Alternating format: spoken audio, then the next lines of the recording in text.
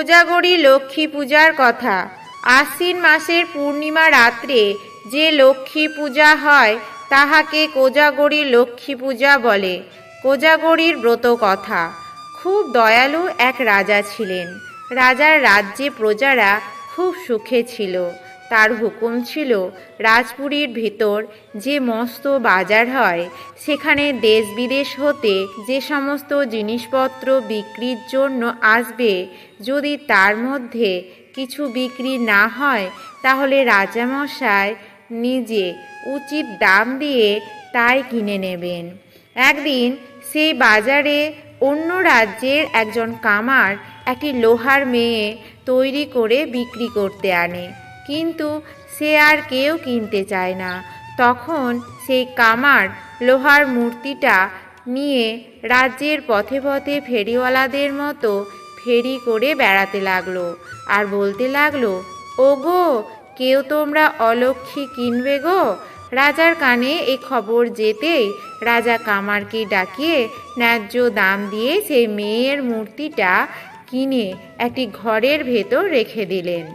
রাজা সন্ধ্যার সময় হাত পা ধুয়ে ঠাকুর ঘরে পুজো করতে যাবেন, এমন সময় শুনতে পেলেন যেন একটি মেয়ে কাতরে কাতরে খুব কাঁদছে। রাজা তখনই সেই স্বর লক্ষ্য করে গেলেন।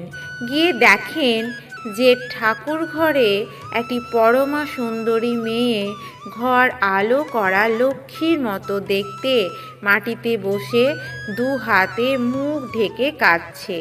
রাজা খুব আশ্চর্য হলেন। তখন সেই মেয়েটিকে বললেন, কেন মা কাঁদছ? তুমি কে মা? তোমার কিসের দুঃখ? তখন মেয়েটি আস্তে আস্তে বলল, আমি এই রাজ্যের লক্ষ্মী, আমায় রাজলক্ষ্মী বলে, কিন্তু আমায় রাজ্য ছেড়ে যেতে হবে বলে আমার বড় দুঃখ হচ্ছে। কেননা অনেক দিন তোমার রাজ্যে আছি, 3 দিন পরে যেতে হবে, তাই কাঁদছি। রাজা তখন কাতরভাবে বললেন, কেন মা, রাজ্য ছেড়ে চলে যাবে কেন? তোমার চরণে আমরা তো কোনো অপরাধ করিনি মা। রাজলক্ষ্মী বললেন, অপরাধ না করলে আমার সাধ্য কি যে তোমাকে ছেড়ে যাই? তুমিই আমাকে তাড়াতে আজ অলক্ষ্মী কিনেছ, কাজেই আর আমার এখানে থাকা হবে না। তবে যাওয়ার আগে তোমায় এই বর দিয়ে যাচ্ছি যে তুমি কীট পতঙ্গ, পশু ও পাখিদের সমস্ত কথা বুঝতে পারবে। রাজা কি বলতে যাচ্ছিলেন, এমন সময় দেখলেন যে মা লক্ষ্মী আর সেখানে নেই, অন্তর্ধান হয়ে গেছেন। সেদিন রাজার মন খুব খারাপ হয়ে গেল। সমস্ত রাত ঘুম হলো না। তার পরদিন দেখলেন একটি মেয়ে আস্তে আস্তে রাজপুরী থেকে রাত্রে বেরিয়ে যাচ্ছে। রাজার কেমন সন্দেহ হলো। তিনি তাড়াতাড়ি এসে জিজ্ঞাসা করলেন, কে তুমি? এত রাত্রে যাচ্ছ? মেয়েটি বললেন, আমি তোমার ভাগ্যলক্ষ্মী। তুমি অলক্ষ্মীকে ঘরে এনেছো বলে আমি আর থাকতে পারলেম না, তাই চলে যাচ্ছি। এই বলে ভাগ্যলক্ষ্মীও চলে গেলেন। রাজা ভাবতে ভাবতে ফিরে আসছেন, এমন সময় দেখলেন আর একটি মেয়ে ঘোমটায় মুখ ঢেকে ফটকের দিকে আসছে। রাজা থমকে দাঁড়ালেন। মেয়েটি কাছে এলে জিজ্ঞাসা করলেন, তুমি কে মা? এত রাত্রে কোথায় যাচ্ছ? মেয়েটি বলল, আমি যশোলক্ষ্মী, তোমায় ছেড়ে যাচ্ছি। কেন তা বোধহয় বুঝতে পেরেছ। অলক্ষ্মীর জন্য আমার থাকা হলো না। রাজা কোনো কথাই বললেন না। তার পরদিন রাজা দেখলেন যে একজন পুরুষ ও একজন রমণী চুপি চুপি রাজপ্রাসাদ হতে চলে যাচ্ছে। রাজা এসে জিজ্ঞাসা করলেন, আপনারা কে? এত রাত্রে কোথায় যাচ্ছেন?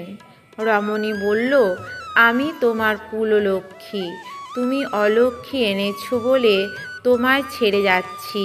পুরুষ মূর্তি বলল, আমি ধর্মরাজ, তোমাকে ছেড়ে যাচ্ছি, তুমি অলক্ষ্মীকে ঘরে এনেছো বলে। রাজা তখন ধর্মকে বললেন, ধর্মরাজ, আমার কোনো দোষ নাই। আপনি জানেন আমি প্রতিজ্ঞা করেছি যার যে কোনো দ্রব্য বিক্রি হবে না আমি তা কিনব।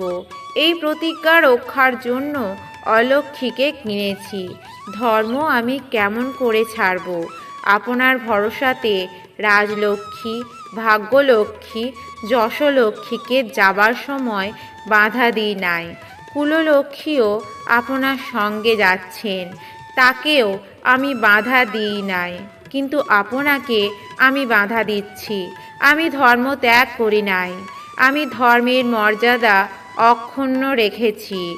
সুতরাং আপনার যাওয়া হবে না। রাজার কথায় ধর্ম আর যেতে পারলেন না। কুললক্ষ্মী চলে গেলেন। এমনি করে কিছুদিন যায়। রাজার অবস্থা দিন দিন খুবই খারাপ হতে লাগলো। রানীর মহা ভাবনা হলো। রানী কাছে বসে রাজাকে খাওয়াতেন। রাজা যখন খেতে বসতেন তখন কালো পিঁপড়ে এসে রাজার পাতের চারিদিকে জমা হতো। রাজার মুখে কিছুই ভালো লাগে না।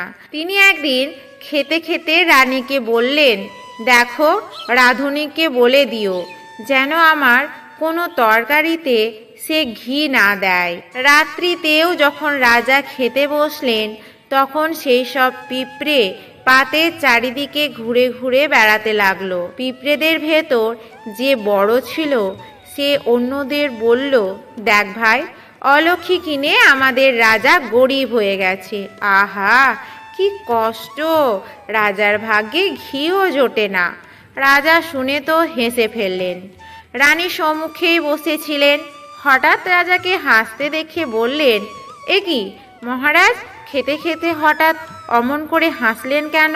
রাজা বললেন, রানী, সে কথা শোনবার উপায় নেই, বললেই আমার মৃত্যু হবে। রানীর বিশ্বাস হলো না। তিনি কিছুতেই ছাড়লেন না। বললেন, ওসব আমি শুনবো না, আপনাকে বলতেই হবে। রাজা বললেন, বেশ, যদি তুমি আমায় না চাও আর আমার মৃত্যুতে সুখী হও তবে চলো, গঙ্গার তীরে যায়, সেখানে সব কথা বলবো। রানী সেই রাত্রে রাজার সঙ্গে গঙ্গার ঘাটে এসে রাজাকে বললেন, এইবার বলুন। রাজা বললেন, তাহলে তুমি আমায় চাও না, হাসবার কারণটাই শুনতে চাও। রানী বললেন, নিশ্চয়ই আমি জানতে চাই কেন আপনি খেতে খেতে হেসে উঠলেন। এমন সময় ঘাটের পাশে জঙ্গলের ভেতর থেকে একটা ছাগলই চড়তে চড়তে একটা ছাগলকে বলল, দেখো দেখো, ওই গঙ্গার জলে কেমন এক বোঝা ঘাস ভেসে যাচ্ছে, আমায় এনে দাও না, আমি বেশ মনের সুখে খাবো। ছাগল বলল, খেপেছিস? অগাধ জলে ঘাস ভেসে যাচ্ছে, কে আনবে? শেষে প্রাণটা দেব?